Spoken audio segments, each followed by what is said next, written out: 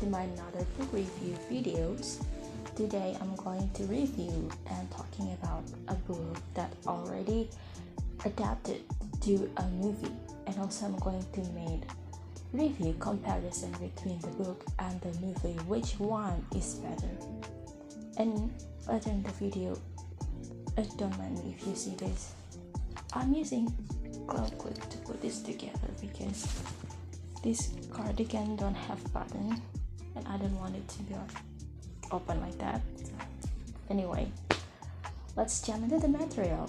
As always, before I start my book review, a disclaimer that this video will contain spoilers, so if you don't like to be spoiled about the book or the movie too, you can stop watching this right here. Alright, as always, I already made summary of the book, and because this book is already adapted to a movie, I made 2 paper of summary, and I promise you I will not spoil it. You will love this story, you will love it. I get a good feeling that you will love it because you'll see. So I had this book in the same year or not, the next year after I got the Grey Labyrinth. The book is Ender's Game. Yep, this is the cover from the movie and they put it as book cover too. This is as a battlefield. And you can see this. Telah difilmkan, it means it's been made as a movie. So, where do we start? Again, Ender's Game is the first book of Ender series or Ender saga or Ender First. Ender First is like Ender Universe. I don't know why I always read book series and I always not finish all the series. Alright, so I just knew that Ender's Game is book series and Ender's Game is the first book of the Ender saga. The next book is Ender in Exile and the Ender Quintet. Besides that, there are a lot of Ender books. There are 4 or 5. I don't know. But if you want to know more, you can searching for yourself, because in this video I'm just going to talk about Ender's Game, the first book. Written by Orson Scott Card in 1985. This book genre is science fiction and military science fiction. The page is 481, at least my book, and this is decent thickness for a novel, not really intimidating. You can read this for a month or less. And this book got a lot of nomination. Nominal Locus Award, Modern Library 100 Best Novels, American Library Association's 100 Best Books for Teens, Hugo Awards, Nebula Awards, Hamilton Bracket Awards, and Science Fiction Chronicle Readers Poll at 1986. And you know what I'm going to talk about after this. The synopsis and the character and story breakdown from the synopsis.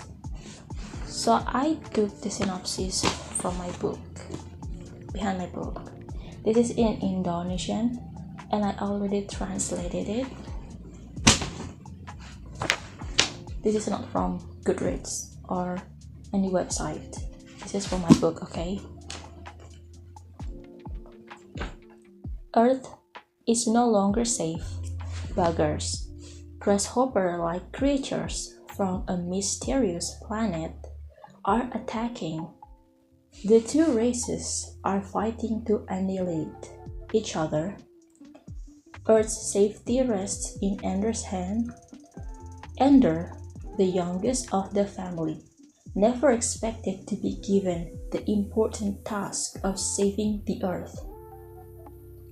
His strength and intelligence play a crucial role in this. However, the problem lies beyond buggers or the dangers that threaten Enders. Several ambitious leaders are vying for him, including his eldest brother Peter, with his intelligence. Peter's ambition to rule the world is terrifying. How will Ender resolve this problem?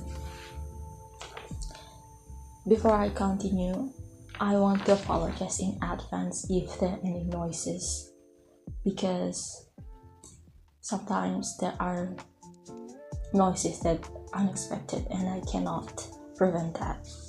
So from the synopsis, what we know are buggers.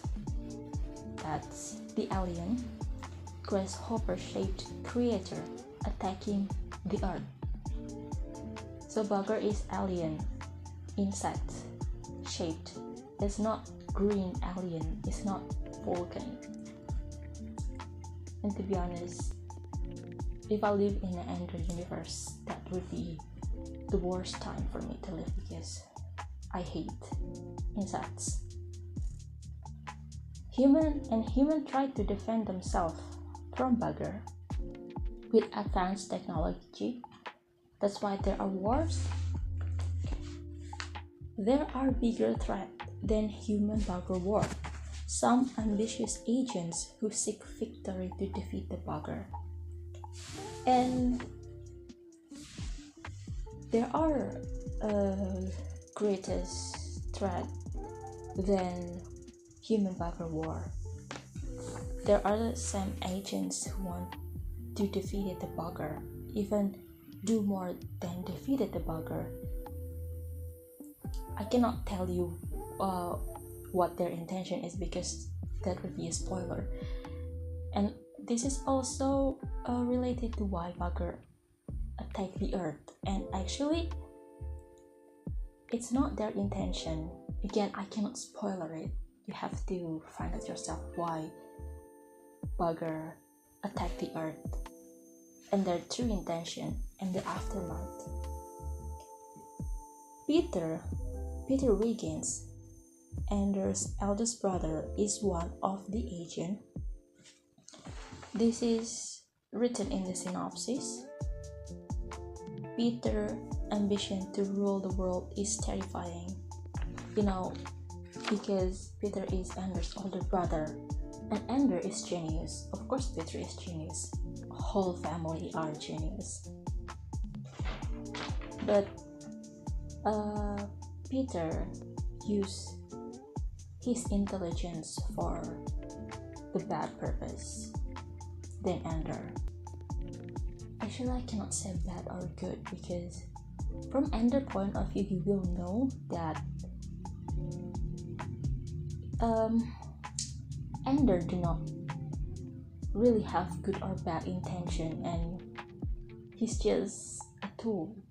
And from the synopsis, we also can see who will be appeared in the story. Of course, Ender is our main character. That's why the story with book title is Ender's Game. And Peter, Ender's older brother. There are main characters and some important characters, and I think everybody in this story is important. If you ever watch the movie, you will understand and you will know who the characters are. So first we have Andrew, or Ender Wiggins, brilliant and empathetic child chosen for battle school to fight against the alien bugger. Ender's sister, Valentine, is a compassionate and loving, supportive sister, represents his empathy and moral center. Peter Wiggins, Ender's older brother, intelligent but cruel and power-hungry. I don't think this is a spoiler. The battle school from International Fleet is elite school and not everyone can go there. Only chosen child can go there. And while Ender went to the battle school, his siblings Valentine and Peter, they don't go there because they are not chosen. From their perspective, from the battle school perspective, Valentine is too soft for the battle and Peter is too hard. Ender is fall right in the middle. He is not too soft and he is not too hard. That's why he is chosen to go to the battle school. And in the battle school, there are characters that you may already know. Ender's mentor and his friends. Colonel Graf, he is the one who recruited Ender and the one who trained him to be a perfect commander. There are loyal friends of Ender. Ally, Bean, Petra Arcanian. Petra is one of few girls that made it to the battle school. Dean Meeker, a senior who warns Ender about the school system and the manipulation. Bonzo Madrid, who later involved in a fight with Ender. He is basically like Ender's enemy in school. Mezurakam, he's the legendary hero who trained Ender for the final battle. In the movie, he is famous with all over tattoo on his face and body. And of course, the enemy of people, the Formix, aka Bugger Alien. The time setting of this story, of course, is in the far future because they fight with aliens with high-tech weapons.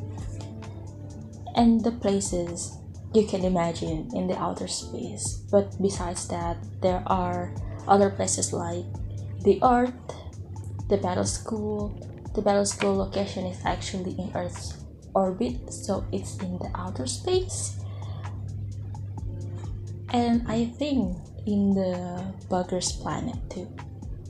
This story is military science fiction because it included a futuristic high-tech military training and they were created by International Fleet, which in there he learned about futuristic war technology, spaceship, zero gravity combat, holographic interface, and AI system. Also, this include more military moral on it, such as war ethic and consequences, and there are hierarchy like commander, second in command, colonel, captain. It's kind of remind me of Star Trek, to be honest, but Star Trek is more exploration rather than war, or maybe like Star Wars. Anyway, let's move into my opinion about this book. So first impression I read about this book, actually I watched the movie first before I found this book in the bookstore. Long story short, I was walking in a local bookstore. I didn't mean to buy anything, and then I stumbled to this book and I was like, dang, I already watched this movie. I didn't know it was adapted from a book, and so I decided to get this book. My friend also loved this book. She borrowed this from me after I finished. And my first impression about this book is really epic science fiction battle, futuristic, something I really liked that time. But and then the ending came. It was such a plot twist. And after the plot twist, it really changed my mind. My opinion about this book before and after the plot twist are really jarring. The first, I thought this book is really fun but also really weird because such a child being a war commander. But that's not the worst part. I really enjoy the technology and Ender journey inside and out. But after the plot twist, I found the story is really evil. The story is more bleak than epic science fiction battle because it put such heavy life and responsibility and consequences for such a young boy. I mean, that little boy at that age should not bear that burden, I mean, it's even too heavy for a grown up, for adult. And the memorable scene, because I read this long time ago, I forgot, and because I have watched the movie, my most memorable scene are from movie. My favorite scene and my most memorable scene from the movie is in the final battle when Ender do something like this, shh, and it wiped all the buggers. That's really epic. And then the aftermath, it's like heart-dropping, even for me, the viewers, let alone for Ender. Ender, before and after the plot twist, are different person. Like, he is forced to grow up faster because he's like turned from innocence, trained to be effective commander. It's like, okay, I'm gonna be a commander, I'm trained in the military school, it's fun, I get friends, I learn things. And then suddenly, after the final war, he's like, I can't say he's having trauma. Just like what I said earlier, because this is the first book, there will be another book, the next book. It left so many questions for the reader. And for me, there are a few questions that are really curious what will happen next. Such as, what happened to Ender? How he lived with it, with the consequences that he forced to bear, and where did he go after that? I mean, again, in the movie and in the book, he went away somewhere to seek redemption because he wiped all the race, he thought like that. And where did he go? And what exactly bugger are and where they came from? It just described bugger as insect-shaped alien from alien planet. Where is they came from? Where they came from? Where is the alien planet?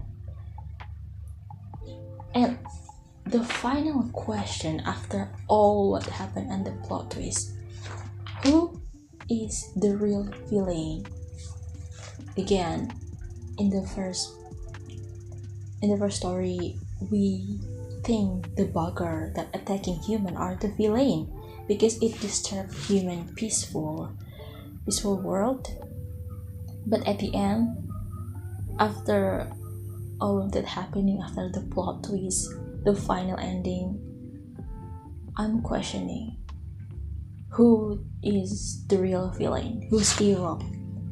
It became so morally gray and blurry, who is right and who is wrong. Again, it's more like an existential question for the book. And what I really curious is how the aftermath of Ender's relationship with his family, especially Peter, because for what we know, Ender is trained to be the best commander to lead the final war against Bugger. That is good. That is good thing for humanity. While Peter want to do something else, do something bigger than what Ender do, and more like evil thing because he wants to rule the world. Maybe he want to rule the Bugger. Maybe he want to just rule the earth and protect it from another alien in the future. That's what I'm really curious about. I'm going to give this book rating 4.5 out of 5. Will I recommend this book? Yes, but with a sermon. This story is about a kid going to war, even be a commander against alien. This story is definitely not a child story, not a child book. This is too heavy for children to understand. And although this book is meant for teenagers, I think the more suitable audience for this book is young adults, because again, I think this is the material, the story is still too heavy for teenager, while the young adults reader would understand it easier. And now moving on with the book versus movie. What I think about the movie. Does it really faithful to the book or not? There are several things that make the movie different from the book. In the book, Ender is really young. He's like 3 years old or 6 years old, and he leads a battle against alien. Like, how 6 years old can do that? Meanwhile, in the movie, Ender Wiggin, who is portrayed by Asa Butterfield, is approximately 15 years old when he entered the battle school, which is, I think, more makes sense. For 15 years old, they can understand complex things better, what they do and where they're going. 6 years old, I think, is still very young to understand the complexity of what's going on. But again, this is very brilliant children. I do not know if brilliant children really can understand such complex thing in such young age. The book versus the movie. Book is slower in the pace because you see it's thick, and the movie is faster. It's more action oriented, and the book is more like showing Ender morality dilemma and his psychology, while the movie is more like what happened in Ender's life. One thing that really differentiates book with the movie are Ender's siblings, Peter and Valentine Wiggins. They are given bigger plot in the story, where they both become political figure from their writing, Locke and Demosthenes. Meanwhile, in the movie, they only appeared briefly, and somehow it's irrelevant. This tone of the book is more philosophical, tragic, and introspective, questioning moral of the war, empathy, and manipulation. And meanwhile, in the movie is action heavy oriented and less focused on morally gray. In the ending, when Ender find out what he did, although it's really revealing about the emotional heaviness that he feel, but it's only briefly. It's not really talking about what he really feel, how it affected him. and I'm going to give the movie rating 4 out of 5 because this movie could be great if it's faithful to the book. I don't know about you, but I like it when the movie adaptation is faithful to the book. There are details that don't miss anything, and yeah, there are a lot of part in the book that they erased in the movie to make it more interesting, to make it more faster. I mean, I know that making movie is not cheap, and with the budget that the house production house gave, the director sometimes need to adjust the plot from the book to the movie. Anyway, will I recommend this to you to watch? Do you need to read the book first before watching the movie? I don't think so, because I myself watched the movie first before read the book.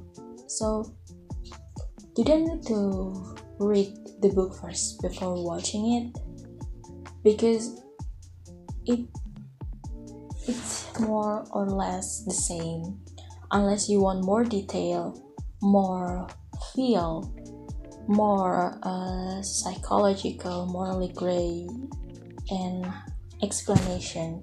Then go ahead, read the book. So I think that will be all for today's book review. I think it's going to be shorter than my previous video, remembering that I need to paper for summary and comparison between the book and the movie. I'm going to reread this again. I don't know if I will read the next book because this is such a classic, but it's hard to find this series in here. I don't know. Maybe I will find the next book later and read it. And if you already read all the Ender saga or the next book, please let me know if it's worth to read or not. I'll see you guys in my next video. Bye!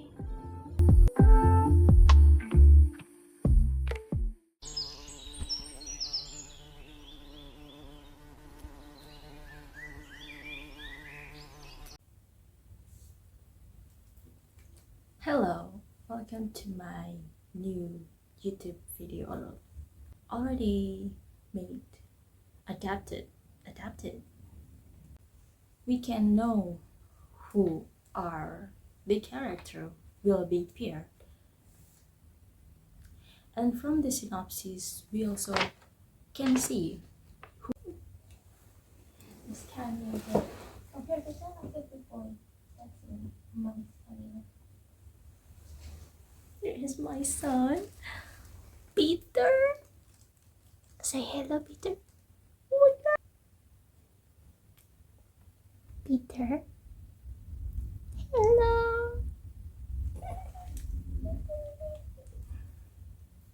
Say good, Hemi. Good, Peter. Are you good, Hemi? Are you a good boy? Yes.